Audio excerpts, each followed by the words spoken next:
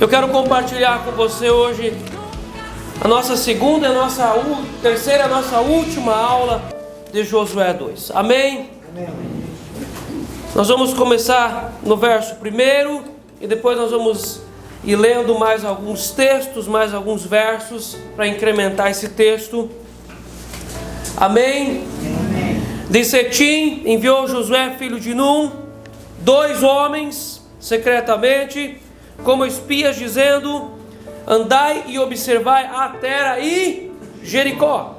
Foram, pois, e entraram na casa de uma mulher, gênero, mulher, trabalho, prostituta, fora do seu propósito, fora do seu sacerdócio, prostituta, cujo nome era Raabe, e pousaram ali. Vamos falar junto essa última frase de novo? E pousaram ali. Gostaria que você desse uma olhada aqui de novo. Hoje nós vamos falar sobre sistemas familiares. E eu gostaria de pedir com muita humildade no coração. Eu não quero atirar pedra em você, eu não quero apontar meu dedo para você. Mas eu gostaria que cada um de nós apontasse o dedo para si e dissesse assim: Deus, eu gostaria que o Senhor falasse comigo nessa noite. Todos nós somos frutos de um sistema familiar. E nessa terceira aula eu quero falar com vocês sobre sistemas familiares, aonde essa mulher estava inserida, da onde ela tinha sido um fruto, e nós somos frutos de sistemas familiares, amém? Até a terceira e quarta geração. Então nós falamos sobre a questão do prostíbulo da alma, aonde todas as coisas são negociadas, aonde são feitas alianças e elas são feitas para serem quebradas. É o lugar da mistura, é o lugar da negociação. E o prostíbulo não está fora, mas está dentro de nós, dentro da pessoa. Assim como Jericó não está fora, mas está dentro. E nós precisamos ter em mente essa clara ideia de que o exército, o povo de Israel estava em Setim, e entre Setim e o Jordão era o alvo deles, estava Jericó. Jordão é o lugar mais baixo da terra. Jordão significa um profundo arrependimento. Jordão fala de um profundo quebrantamento.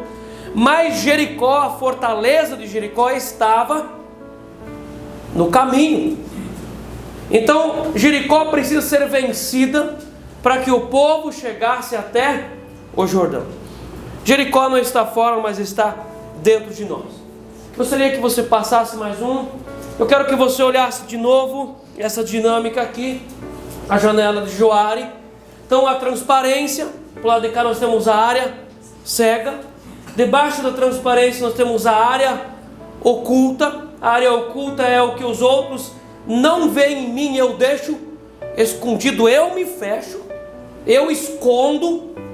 Por outro lado nós temos a área cega, que é o que eu não conheço de mim. Todos nós temos áreas cegas, você também tem.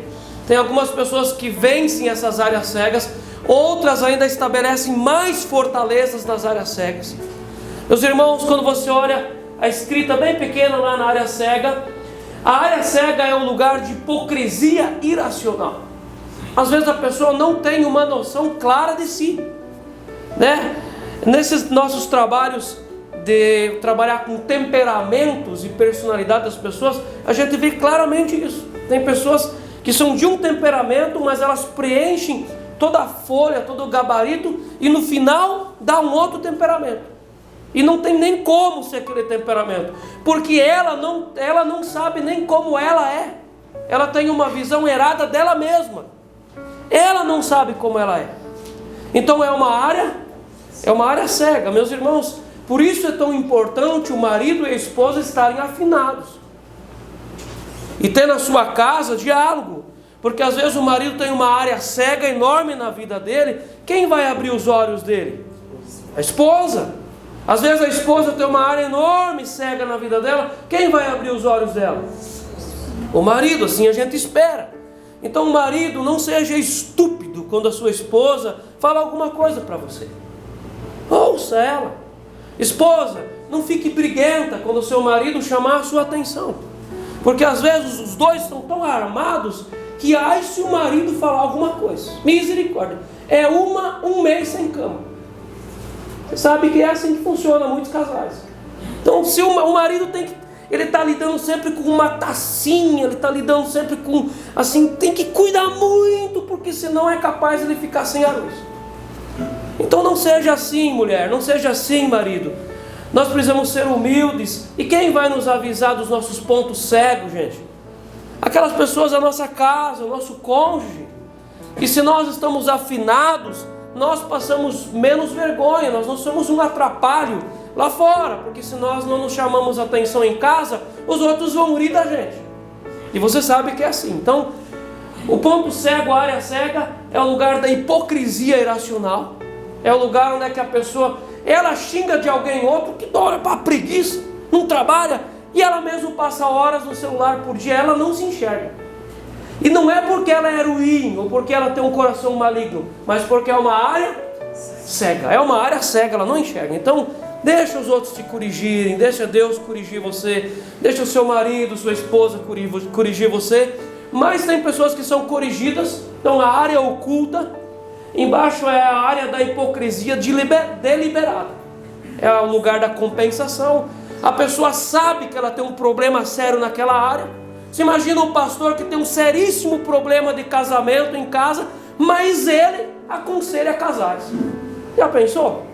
Isso é hipocrisia deliberada, gente. Isso não pode ser assim. Então tenho um problema muito sério. Por exemplo, um coaching falido. Eu não conheço um coaching realizado, mas um coaching falido. Ele é falido no financeiro, mas ele se oferece para dar assistência para empresas. Rapaz, isso é uma hipocrisia deliberada. Misericórdia, né? O cara que às vezes é horrível em casa com a esposa, mas ele chega junto e ele quer dar uma moral no outro, porque você tem que cuidar da sua esposa, cara. É uma hipocrisia deliberada, é a área oculta. Tudo isso precisa ser levado para a transparência.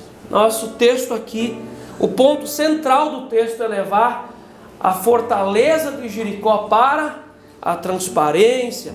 Na transparência, o que está na luz está na cruz. Vamos falar junto? O que está na luz está na cruz. Então tudo que você esconde não pode ser perdoado. Você está entendendo? Então cuidado com a complacência, cuidado com espiritualizar tudo, cuidado com as crenças irracionais para tampar o pecado. Então você quer ser liberto daquela situação? Coloca na luz, na luz, tá? Na cruz. Próximo PowerPoint, podem passar para frente. Então hoje nós vamos falar sobre o sistema familiar, né? Normalmente a pregação expositiva não fica ali em 2, 3 palavras, mas eu quero explorar bem esse texto. E pousaram ali. Quero trabalhar em cima de 3 pontos.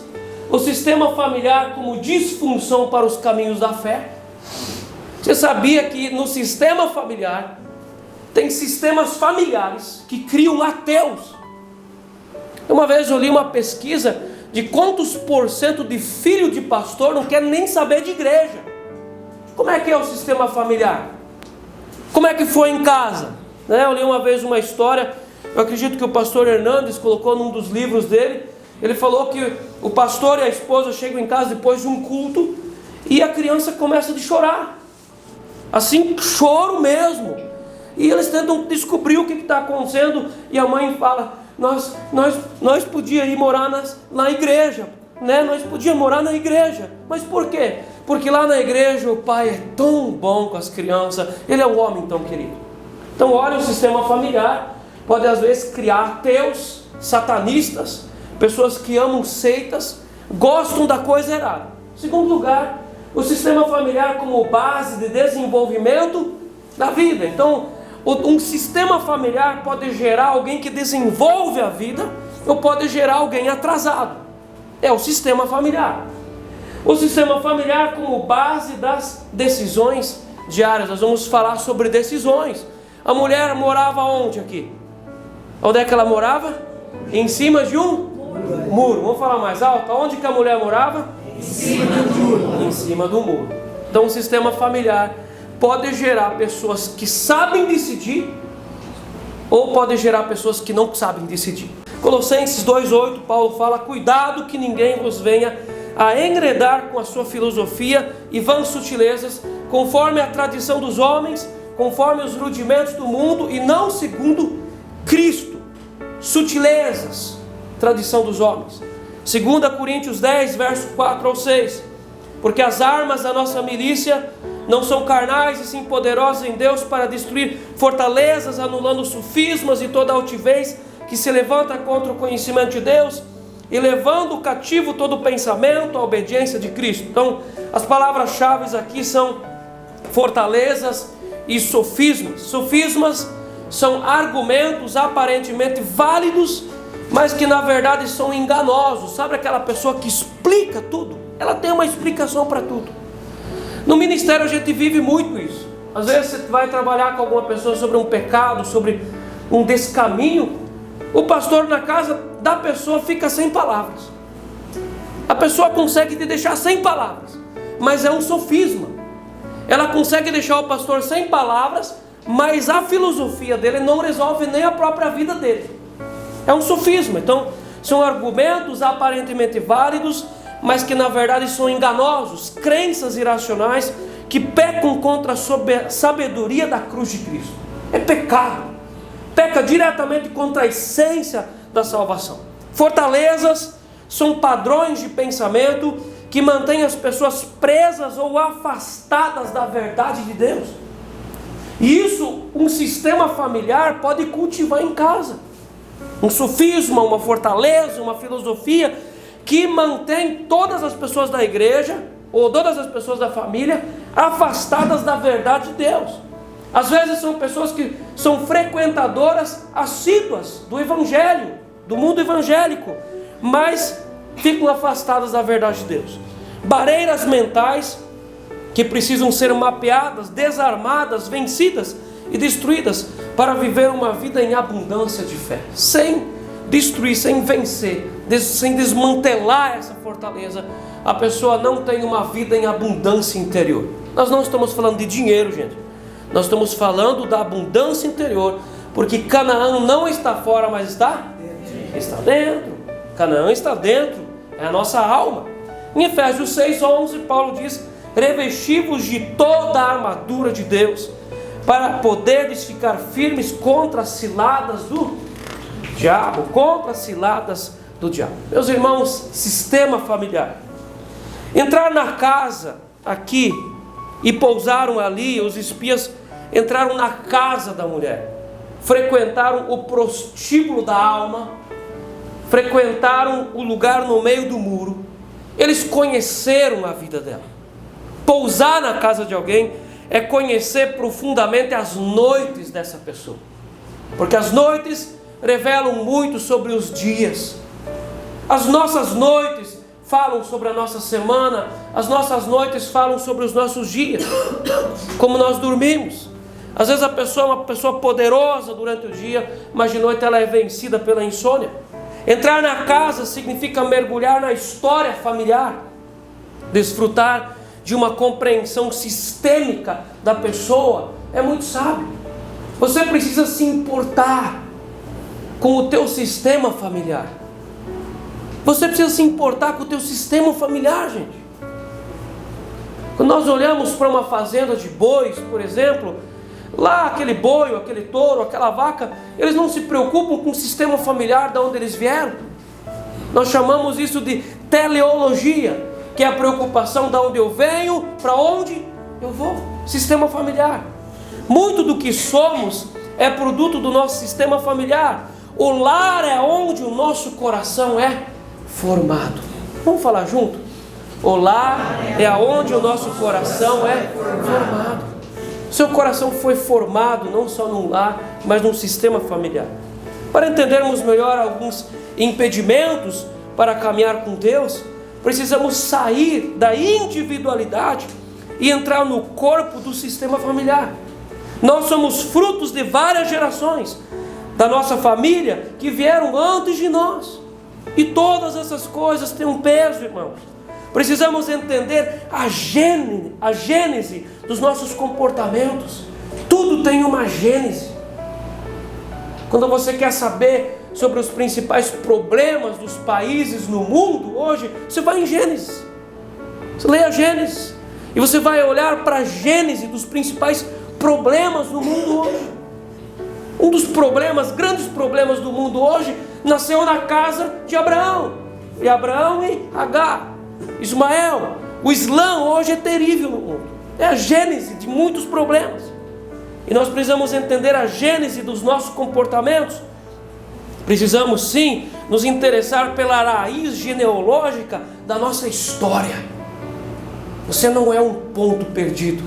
Você não é uma corda solta. Você veio de um lugar. Tanto da carne como sangue, geneticamente, como espiritualmente. O que tem por trás do nosso nome? O que tem por detrás da nossa história? Da onde nós viemos? Como foi o casamento e a criação dos filhos dos nossos bisavós? Você já se importou uma vez em saber quem são os seus bisavós? Da onde eles vieram? Qual a nacionalidade? Que deuses eles serviram? Qual o problema principal da vida deles? Então, se a Bíblia fala terceira e quarta geração, vai até os nossos bisavós. Eles eram omissos, passivos ou violentos? Isso é importante você saber. Isso está sobre você.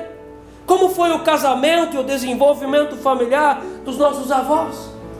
Como eles começaram o casamento? Às vezes os avós começaram lá um casamento atrapalhado, fugindo de casa, ou o avô roubou a avó. E depois havia guerra entre os consogros e um problema familiar enorme. Às vezes você é filho de alguma dessas gerações. Tudo isso está sobre nós. Nós somos frutos de um sistema familiar. Como foi o casamento, a vida, o desenvolvimento, a história dos nossos avós? Que deuses eles serviam? Você já se preocupou em saber que deuses os teus avós serviam? Eles eram cristãos? Às vezes batiam um tambor, quimbanda, umbanda, candomblé, terreiro de espírita. Às vezes estavam embrenhados nas religiões afros, indígenas. Tudo isso faz diferença na nossa vida. Os alemães carregam na sua raça o sangue inocente de judeus. Os italianos carregam na sua raça, no seu sangue, o peso da idolatria espalhada pelo mundo. Os espanhóis carregam na sua raça o peso de espalhar a idolatria e de matar indígenas em toda a América do Sul e América Central. Os afrodescendentes também carregam sobre si os batuques, as religiões, os espíritos, tudo isso que veio da África. Meus irmãos, se você tiver um pingo de humildade no seu coração, você a partir de hoje vai começar a se importar mais com o teu sistema familiar. Os ignorantes, pela sua própria história, dizem: eu não quero nem saber dessas coisas, eu não quero saber do meu passado. A palavra lá no hebraico, para passado, presente e futuro, ela é uma palavra só. E aquela palavra no hebraico não existe passado, não existe presente, existe passado. E os hebreus ensinavam que nós não temos presente, nós estamos sempre diante do nosso passado. O presente não existe, o futuro não existe, mas o passado existe. Nós estamos sempre diante do nosso passado. Você está diante do teu passado. Então, como esses avós, como esses pais se relacionavam com dinheiro? Você se preocupou com isso alguma vez já? Talvez botavam tudo fora, ou às vezes amavam o dinheiro a tal ponto de guardar tudo. Como esses nossos antecedentes se relacionavam com o trabalho? Talvez comiam o pão da preguiça, ou outras vezes idolatravam o trabalho. É um sistema familiar, nós somos frutos disso. Como eles tratavam da descendência? Existem algumas nacionalidades que batem nos seus filhos, suram os seus filhos além do limite, xingando os seus filhos, maltratando a descendência. E o salmista diz que os filhos não são nossos, eles são de quem? De Deus. Batendo, surando, violentando aquelas pessoas que são de Deus. Os filhos não são teus. Meus irmãos, um sistema familiar é um conjunto interligado de relações e padrões de comportamento dentro de um grupo familiar, onde cada membro afeta e é afetado pelos outros. Nós não somos nulos ou neutros. nós afetamos e nós somos afetados. Então muita coisa entra às vezes dentro de um problema de alguém não conseguir crer.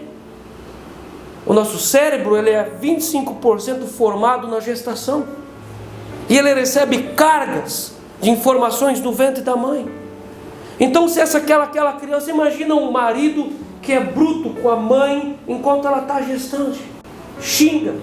Às vezes a mãe passa medo. Quantas vezes a criança sofre abandono, rejeição. Tudo isso está sobre essa pessoa. No culto passado nós falamos de bastardia, nós falamos de orfandade. Tudo isso precisa ser levado em conta. Isso faz diferença na nossa vida de fé. E às vezes uma coisa dessas é uma fortaleza entranhada dentro da pessoa e ela não consegue andar com Deus. Ela não consegue. Ela tem um desejo tão profundo de conectar com Cristo. Ela entende racionalmente, mas às vezes a bastardia não libera. Ela não consegue conectar. A orfandade é terrível. Abandono, rejeições, feridas. Meus irmãos, eu comecei a ler essa semana um livro que fala sobre os 7 choros de José. E um dos temas, a tese desse livro é os problemas que nascem dentro de casa. E todo o livro vai falar sobre o José do Egito. E ele foi gerado dentro de um sistema familiar, e onde é que ele era idolatrado. Deus precisou tratar ele. Se Deus não o tratasse, deixando ele nu, colocando num poço, vendendo para o Egito, quem estava por detrás do tratamento? Papai do céu, para levantar um grande homem. E José é o Cristo do Egito, porque ele que salvou todas as 12 tribos. Há um sistema familiar por detrás disso. Irmãos, olhamos para a vida de Isaac e Raquel e Rebeca. Há um sistema familiar. Como era o sistema familiar? Brigas, discussões, mentiras, enganos. Os pais faziam isso, os filhos fizeram a mesma coisa. Você está entendendo?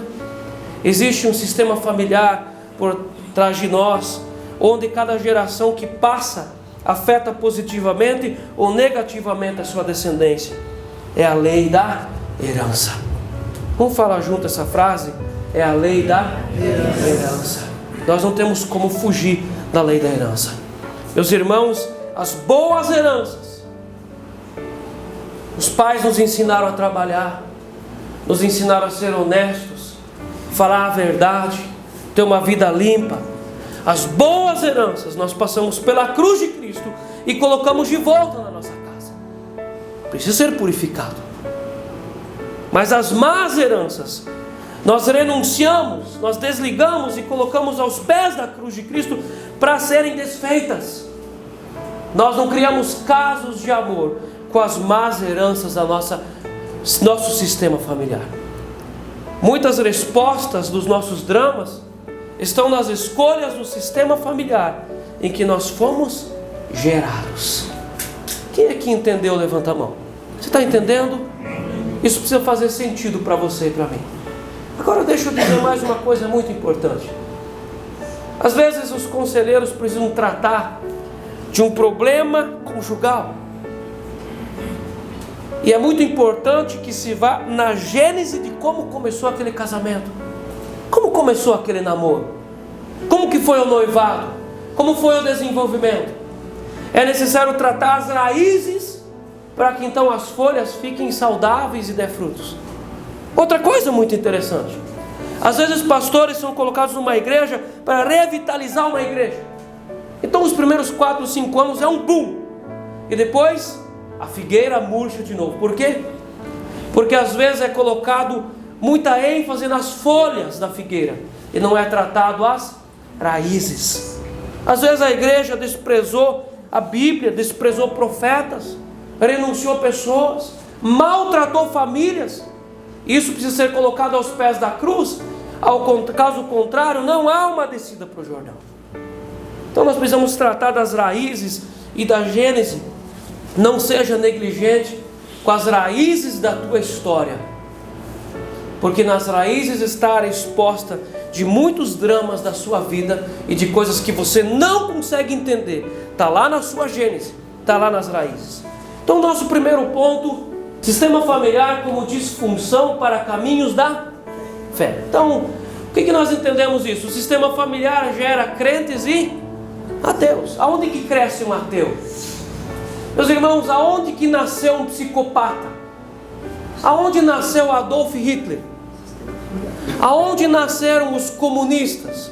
Aonde nasceram os socialistas? Aonde nasceram os matadores, genocidas de todas as gerações? Numa casa, num sistema familiar. Foram regados por um pai, por uma mãe, por avós. Você está entendendo isso? Aonde que nasceram os grandes pastores de toda a geração? John Hus, John Knox, Martinho Lutero, João Calvino. Nasceram num lar, numa casa. Então uma casa, um sistema familiar pode gerar crentes ou pode gerar ateus. Você imagina aquela casa, aquele lar, em que o pai e a mãe nunca vão na igreja ou só lá de vez em quando vão. E as crianças vão sendo geradas nesse caldeirão. Você consegue entender como que aqueles filhos depois têm tanta dificuldade de conectar com o corpo de Cristo? Porque o pai e a mãe geraram isso no coração deles. De onde que nós tiramos isso aqui? Meus irmãos, do verso 9 ao 13, nós vamos olhar uma coisa interessante aqui. Ele diz, é o testemunho da Raabe para os 2 espias. Ele diz: bem sei que o Senhor vos deu essa terra e que o pavor que infundis caiu sobre nós, e que todos os moradores da terra estão desmaiados, porque temos ouvido que o Senhor secou as águas do Mar Vermelho diante de vós, quando saís do Egito, e também o que fizestes aos 2 reis dos amorreus, Selm e Og, que estavam além do Jordão, os quais destruístes. Ouvindo isto, desmaiou-nos o coração, e em ninguém mais há ânimo algum, por causa da vossa presença, porque o Senhor vosso Deus é Deus em cima nos céus e embaixo na terra. Bem no final, quando eu vou terminar o estudo de hoje, nós vamos falar de novo sobre isso, sobre medos. Qual que é a primeira reação dessa mulher diante do povo de Deus, da mensagem do povo de Deus? Medo. Deus é perigoso. E tem gente que tem medo, às vezes irracionalmente tem medo, porque tudo que Deus pede você tem que cuidar, porque a pessoa entende Deus como mal intencionado. Deus deseja que você seja fiel na casa de oração? Não, porque Deus vai estragar os meus sonhos. O que eu vou fazer no sábado de noite? Não, eu tenho que sair com a minha família para comer uma pizza e tomar um chopp. Deus é estragador de sonhos. Então a pessoa irracionalmente olha para Deus e tem medo de Deus. Não, porque Deus é puro.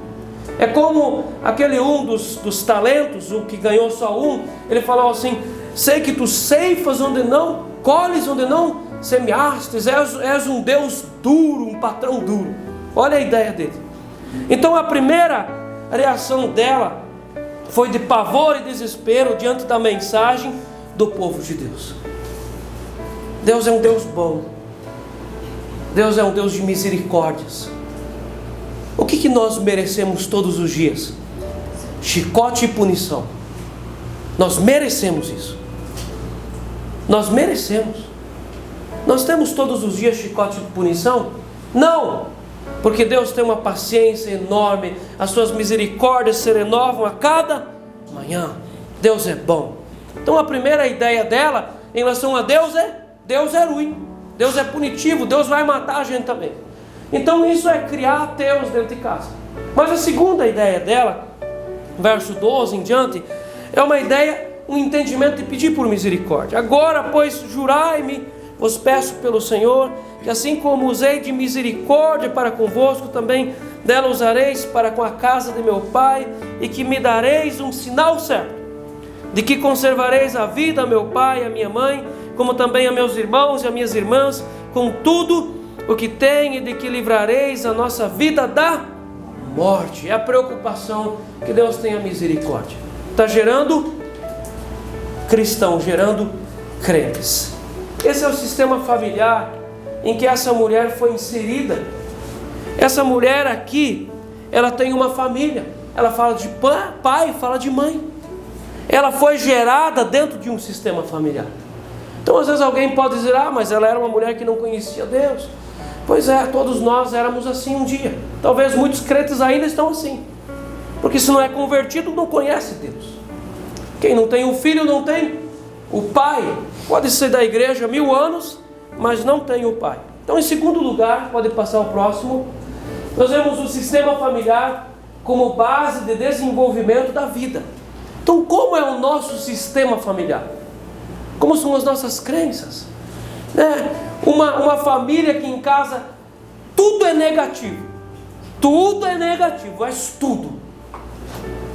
E a pessoa coloca a negatividade dentro de casa, ligando a orelha de Globo lá, e é só negatividade. A pessoa sai do jornal assim, dizendo assim, como o profeta, com a mulher chega na casa do profeta e a mulher fala assim: comamos e moremos. Vamos morrer, acabou pra gente, agora veio uma crise terrível, agora acabou para nós. Então tem casas, tem lugares, tem famílias que o tempo todo é assim, é só debaixo de uma opressão de ideias negativas, de ideias sem saída. E assim, o lema da família é: olha, hoje ainda está melhor que amanhã. Você imagina que lema? Já olhando para o amanhã como uma desgraça. E tem famílias que são assim: murmuração, reclamação, ideia negativa. Como que o Espírito Santo vai agir numa casa assim, irmãos? Então isso é um sistema familiar. Mas eu quero que você olhe comigo do verso 3 ao 7 e você perceba profundamente as coisas aqui. Então, você sabe que o rei ficou sabendo que os espias estavam ali. O rei mandou mensageiros para resolver a situação. Aí no verso 3: mandou, pois, o rei de Jericó dizer a Raabe: faze sair os homens que vieram a ti e entrar na tua casa, porque vieram espiar toda a terra. A mulher, porém, havia tomado e escondido os 2 homens e disse: é verdade que os 2 homens vieram a mim, porém eu não sabia de onde eram. Meus irmãos, nós vamos olhar uma coisa bem interessante aqui. A mulher fez a coisa certa, escondeu eles, guardou eles, e a resposta é sim, ela fez algo certo, algo justo, preservou o pregador do evangelho. Mas como ela fez isso? Escondendo e mentindo. Meus irmãos, nós não podemos olhar para um texto bíblico como se o relato concordasse com aquilo que está acontecendo. O texto bíblico não está dizendo que aqui está correto, apenas é um relato histórico. Mas eu quero que você olhe aqui no verso 4 de novo. A mulher, porém, havia tomado e escondido os 2 homens e disse: é verdade que os 2 homens vieram. Então uma parte ela falou a verdade, mas depois vieram a mim, porém eu não sabia de onde. Ela sabia ou não sabia de onde era? Sabia. No verso 9 ela testemunha dizendo: olha, alguns dias eu estou vendo o povo se mover, eu estou vendo, nós ouvimos sobre o Mar Vermelho, nós ouvimos. Então ela sabia, mas ela mentiu. Verso 5: havendo-se de fechar a porta, sendo já escuro, eles saíram, não sei para onde foram. Ela sabia para onde eles tinham ido? Sim ou não? Sim. Ela tinha escondido no meio dos linhos. Só que nós, com a nossa visão romântica, assim, do crentez, nós sempre lemos isso e eu não estou criticando o texto aqui, tá? Nem Deus. Mas eu quero que você olhe que verdade é verdade. O que é isso? Falou fazer a coisa certa por meio de meios errados. Como é que se chama isso? Pragmatismo. Isso é um pragmatismo religioso. O pragmatismo estava presente naquela família. Você viu e percebeu como com uma facilidade muito grande ela esconde e mente? Ela nem ensaiou. É como se ela tivesse ensaiado muitas vezes isso. Você imagina quantas vezes essa mulher, essa moça, mentiu para os pais e escondeu o namorado? Sei lá, isso é uma coisa que acontece hoje nas famílias. Os filhos escondem as coisas dos pais, os pais escondem dos filhos, mente e esconde, mente e esconde. O pragmatismo estava presente naquele sistema familiar. Fazer algo bom por meios ilícitos. Pragmatismo. Pragmatismo tem por objetivo fazer dar certo. Tem que dar certo. O importante não é se é certo, mas o importante é que deu certo. Isso é pragmatismo. Então, nós como brasileiros, nós não precisamos ir para uma faculdade aprender sobre isso. Nós precisamos nos concentrar para aprender o certo. Porque o nosso brasileiro, ele é muito bom nisso. Nós somos bons, olha os nossos representantes legislativos, políticos.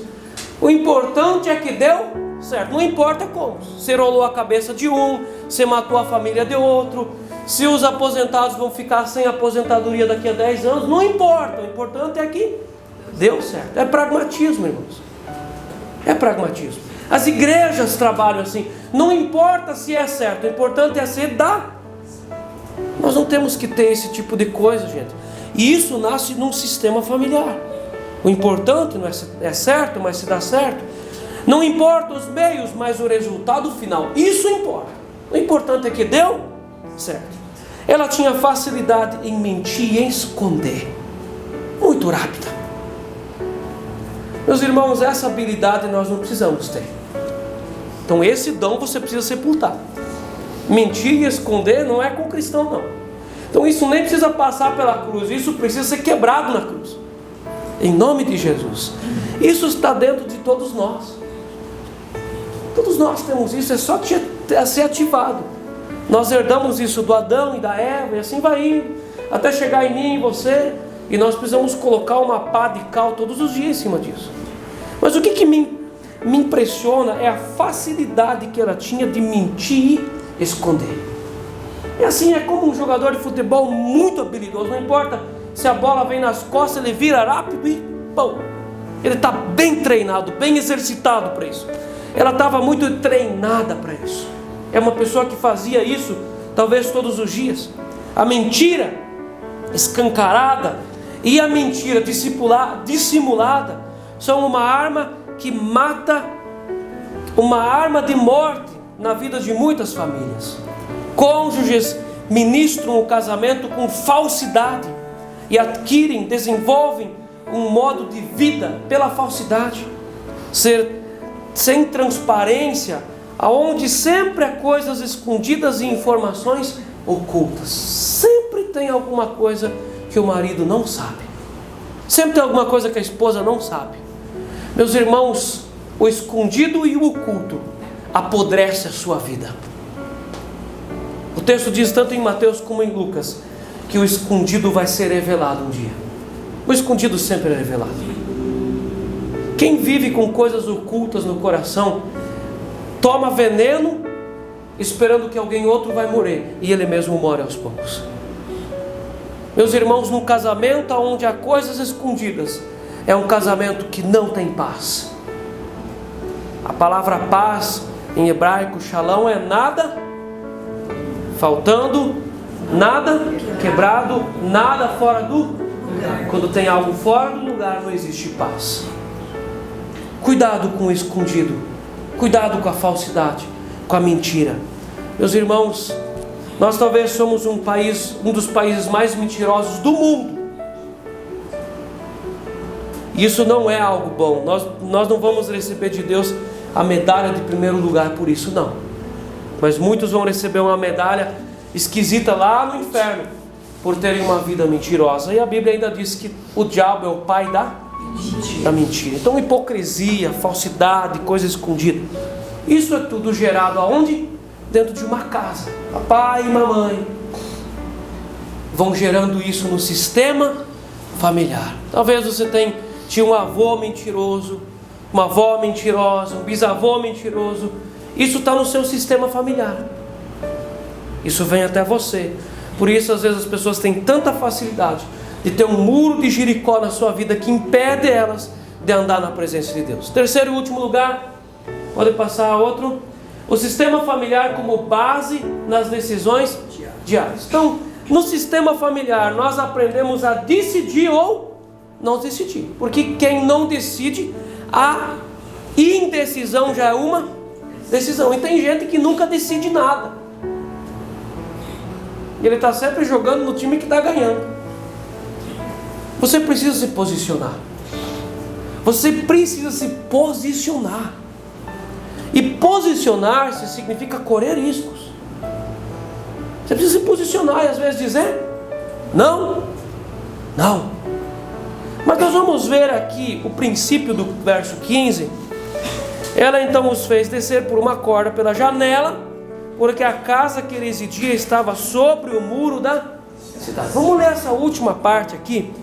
Vocês vão me acompanhar bem forte. Porque a casa em que ele residia estava sobre o muro da cidade. Ela não estava nem dentro nem fora. Ela estava sobre o muro, ela morava no muro. Então vale a pena nós dizermos de novo aqui que muitas das fortalezas dessas cidades antigas, né, da fortaleza de Ai, fortaleza dos gibeonitas, eram duas paredes e no meio existiam casas. Os atalaias moravam ali, os espiões moravam ali, os protetores da cidade moravam ali, e as prostitutas às vezes moravam ali também. Então eram casas. E às vezes o muro tinha vários metros de largura mesmo, então era uma casa bem ampla. Talvez muitos de nós gostaríamos de ter uma casa daquele tamanho, mas não no meio do muro. O que significa morar em cima do muro? Meus irmãos, eu gostaria que você olhasse para mim. Eu vou afirmar algo aqui que é absoluto. É absoluto. O ser humano não suporta viver com o coração dividido. O ser humano não foi construído por Deus para viver uma vida dupla ou ter um coração dividido. É impossível fazer isso. Em pouco tempo, o cara constrói uma casinha na neurose e vira surta. Nenhum ser humano tem um coração apropriado para viver dividido. Isso não é possível. O ser humano não pode viver entre dois deuses. 1 Reis 18, 21, Elias disse para o povo: até quando cocheareis entre dois senhores? Escolham hoje entre Baal e Jeová. Vocês não podem cochear entre dois senhores. Então, o ser humano não pode viver entre dois deuses, gente. É impossível. Ou Baal ou Jeová. Segundo lugar, o ser humano não pode viver entre dois senhores. Nós temos que escolher quem é nosso Senhor. Mateus 6, 24, Jesus diz: ninguém pode servir a dois senhores, pois odiará um e amará o outro, ou se dedicará a um e desprezará o outro. Vocês não podem servir a Deus e ao mesmo tempo servir as riquezas. Não tem como, é impossível. O coração da pessoa estoura. Vai ter um AVC espiritual. Não tem como, é impossível. Quando a pessoa ela não quer fazer uma escolha, na verdade ela serve as riquezas. Está debaixo de um Senhor que não é Jeová. Terceiro lugar, o ser humano não pode receber doutrina de dois lados opostos. Impossível. Mateus 13, verso 7, que é o texto dos 4 solos. E a outra parte da semente caiu entre os espinhos, e os espinhos cresceram e a sufocaram. Os espinhos também entraram pelos ouvidos. No verso 9, Jesus diz: quem tem ouvidos para ouvir, ouça. A semente dos espinhos entrou pelos ouvidos, e por esses mesmos ouvidos entrou a palavra de Deus. Mas os espinhos sufocaram a palavra. O homem não pode receber doutrina de dois lados, só de um. O ser humano não foi construído para dois tipos de doutrina. Quarto lugar, o homem ele não foi construído para agradar duas mulheres.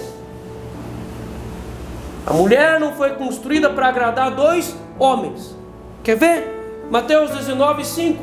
Isso aqui é um princípio geral. Por esta causa deixará o homem pai e mãe, e se unirá à sua mulher, tornando seus dois uma só carne. Muitas vezes as pessoas não levam isso a sério. Você que é marido e homem, gostaria que você olhasse para mim e prestasse atenção. Quem casa precisa deixar pai e mãe. Isso eu não quero dizer que você nunca mais vai na casa do seu pai e sua mãe, nem pedir conselho. Não é isso. Saia da casa da sua mãe. Quantos problemas conjugais existem porque o homem está grudado com a mãe?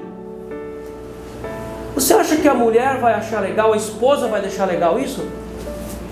É por isso que às vezes tem briguedo em casa, porque o homem não consegue deixar a mãe, não consegue deixar pai. O homem não pode satisfazer duas mulheres, ou é a esposa ou é a mãe. Uma mulher não pode satisfazer dois homens. ou é o marido, ou é o pai. Se casou, tem que sair de casa, pedir a bênção, dizendo que Deus te abençoe. A partir de hoje não sou mais sua família, sou sua parentela, porque você não foi construída para ter 2 lares. Aí a mulher, a menina, a moça, a mulher, a esposa, às vezes deixa em casa tudo deitado e fica se enfiando na casa do pai e da mãe, nas irmãs, aí não dá certo. Nós não fomos construídos para ter um coração dividido, gente. Nós precisamos respeitar a criação de Deus. Isso às vezes é uma fortaleza que não deixa a pessoa ser íntima de Jesus. Nós estamos falando de Jericó, que não está fora, mas está dentro. E por último lugar, meus irmãos, um ser humano não pode agradar 2 pais. Meus irmãos, dura coisa é uma vida de uma criança cujos pais são divorciados. Meus irmãos, coisa triste. Um final de semana na casa da mãe, outro final de semana na casa do pai. Como que fica aquele sistema familiar daquela criança, gente? Meus irmãos, que coisa triste isso. A criança se torna uma gangorra entre a vontade do pai e a vontade da mãe. Meus irmãos, quem se case, não se descase. Se a coisa não estiver boa em casa, faça uma unidade de volta, restabeleça a aliança pelos seus filhos então. Porque esses coitados não precisam sofrer por causa da ignorância dos pais. Mateus 19,6, Jesus diz: portanto, o que Deus ajuntou, não separe o homem.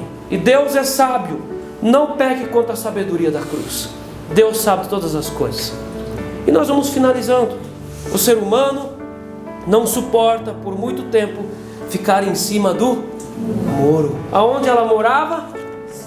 No muro. Talvez você tenha coisas para decidir e você não está decidindo porque você gosta do muro. O muro é um lugar confortável para quem não quer tomar decisões sérias. O muro é um lugar confortável para quem não quer prejuízos. Nós precisamos às vezes descer, às vezes não, nós precisamos sair do muro. Nós precisamos sair do muro. Na área espiritual, na área emocional, na área do casamento, na área das finanças.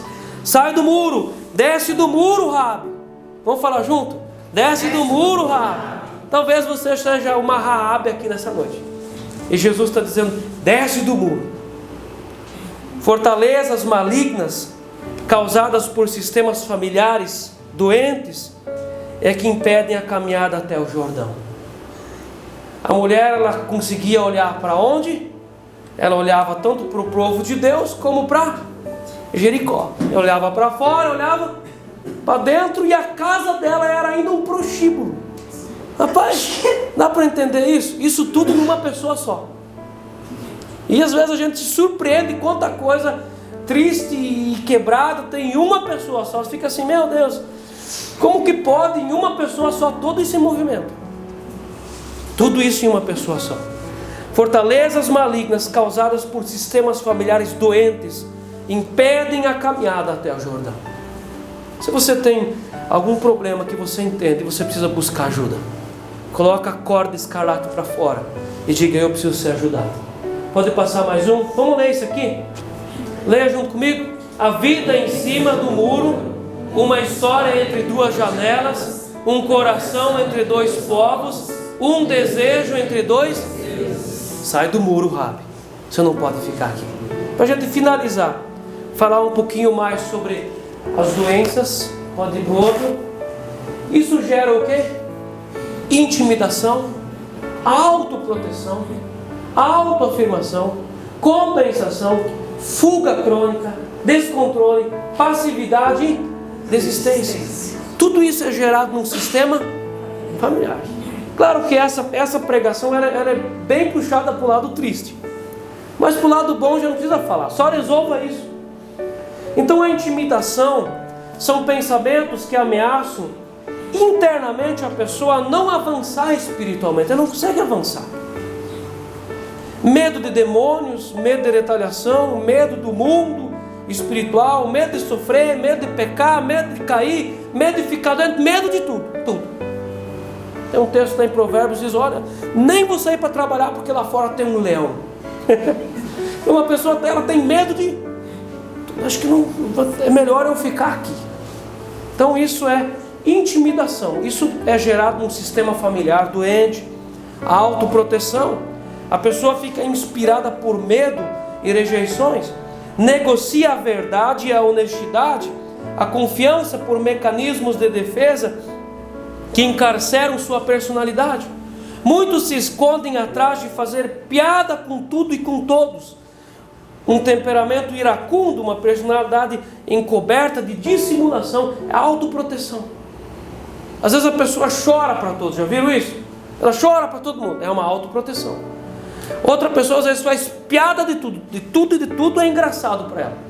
Você vai olhar lá no fundo, é uma autoproteção. Ela está guardando uma ferida cascuda que ela não quer mexer com aquilo.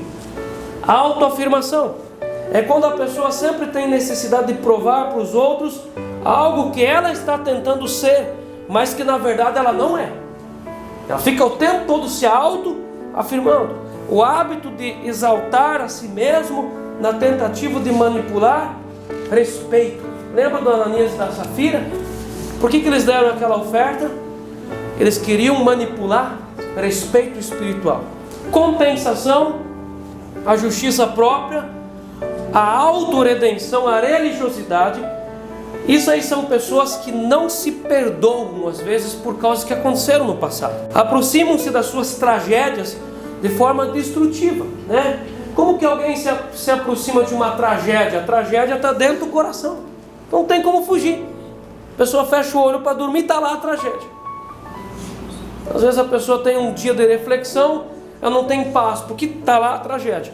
Então, nem sempre nós podemos evitar tragédias, ou tem como? Não tem como, tem coisa que é fora das nossas mãos, mas como nós nos relacionamos com a tragédia. Então, a compensação é uma das principais substâncias da falsa religiosidade e do legalismo. A pessoa fica se autocompensando, e a pessoa fica o tempo todo compensando os seus pontos fracos. E essa é uma verdadeira muralha de Jericó. Sabe aquele casal que não vive bem, mas diante das outras pessoas um fica elogiando o outro? É uma compensação. Então, vou elogiar minha esposa, vai que melhora em casa depois. É uma compensação. O elogio não resolve. O elogio no oculto é uma hipocrisia deliberada, no ponto cego uma hipocrisia irracional. Então, vamos olhar isso aqui. Cuidado com a compensação. É aquele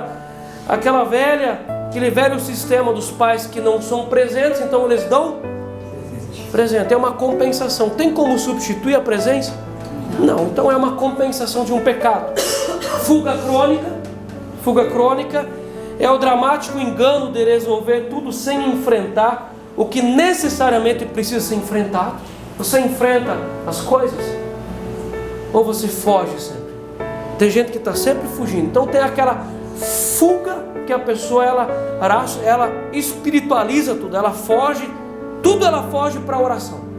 Você tem que orar mesmo. Às vezes você tem que orar por coisas que vão vir. Nós não estamos negando a oração, mas não espiritualize para fugir na oração as coisas, né? Nós nos relacionamos com Deus lendo a Bíblia todos os dias, mas nós não fugimos para dentro da Bíblia.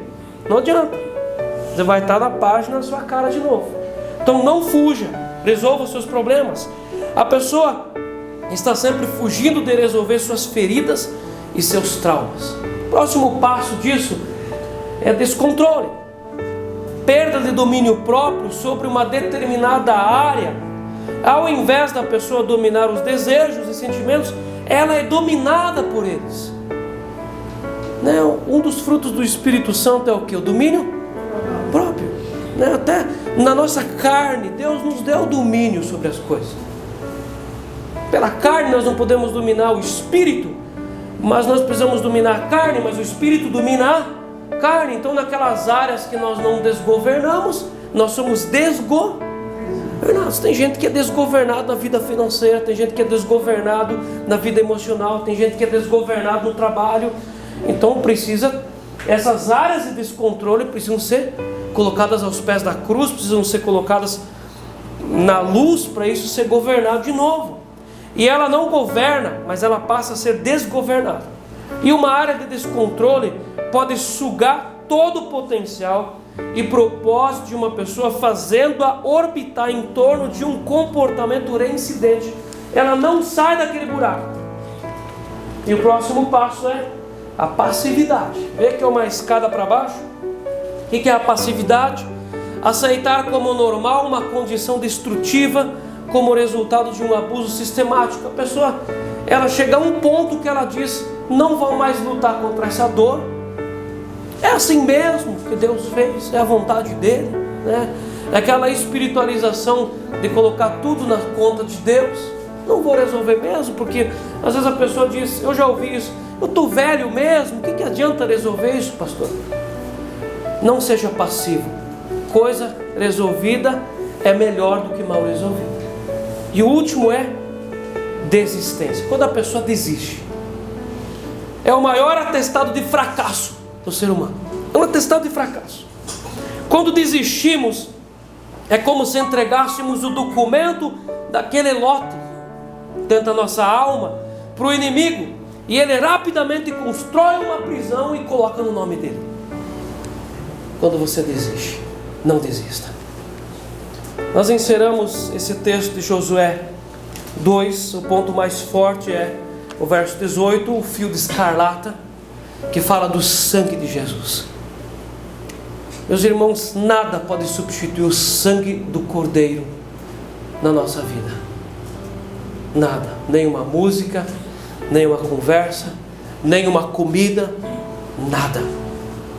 A verdadeira paz vem quando nós nos reconciliamos com o nosso passado por meio do sangue de Jesus. Essa mulher reconciliou não apenas ela, mas toda a família. Sistema familiar. Quando você vê e você lê tanto o texto de Mateus 1 como o texto lá de Lucas, a genealogia de Jesus, quem aparece no sistema familiar de Jesus? Raabe. Ela sai de uma história, de um sistema familiar, e ela migra para um outro sistema familiar. Não desista. Tudo é possível para aquele que busca, aquele que luta e aquele que quer resolver as coisas. Só que você precisa colocar para a luz. Você precisa colocar na luz, confessar, abrir a boca, buscar alguém espiritualmente apropriado para isso e levar aos pés de Jesus. Para a gente terminar, tem mais um. Jesus diz, Mateus 11, 28, vamos ler junto bem alto, crendo: vinde a mim todos os que estáis cansados, sobrecarregados, e eu vos aliviarei. Em João 6,37, vamos ler juntos? E o que vem a mim, de modo nenhum o lançarei fora. Jesus não vai lançar você fora. Coloca a corda escarlata para fora do muro, para o lado certo, para o lado de fora. Existe cura, libertação e transformação para aqueles que colocam as coisas na transparência e dizem: tem misericórdia de mim, eu quero ser ajudado. Amém. Você pode baixar a tua cabeça em nome de Jesus. Pai, nós queremos diante do Senhor reconhecer o teu poder, a tua autoridade e a tua presença nessa casa. Obrigado, Senhor Deus, por essa palavra. Senhor Deus, nós queremos apresentar diante do Senhor nessa noite o nosso sistema familiar, onde nós somos criados. Talvez alguém de nós aqui foi muito machucado dentro da sua casa, às vezes rejeitado, às vezes abandonado, às vezes pelo pai, às vezes pela mãe. Às vezes quando nasceu um irmãozinho, essa pessoa ficou de lado, e isso às vezes tem doído por muitos e muitos anos, e essa dor não desaparece. Mas nessa noite o Senhor Jesus está dizendo: eu quero curar essa tua dor. Às vezes alguém de nós aqui foi muito machucado, ferido, mas essa dor, essa ferida precisa ser colocada aos pés da cruz. Em nome de Jesus, nós queremos colocar na tua presença, Senhor Deus, as fortalezas de Jericó, para que dentro de nós elas sejam vencidas, para que todos nós aqui consigamos caminhar até o Jordão, porque o Jordão é o lugar onde é que nós precisamos passar, e do outro lado existe vida em abundância. Nós precisamos deixar todas as nossas fortalezas do lado de cá. E eu quero orar clamando para que o Senhor nos ajude a caminhar nessa caminhada. Em nome do Senhor Jesus, em nome do Espírito Santo, assim nós oramos com fé. Amém. Amém. Amém.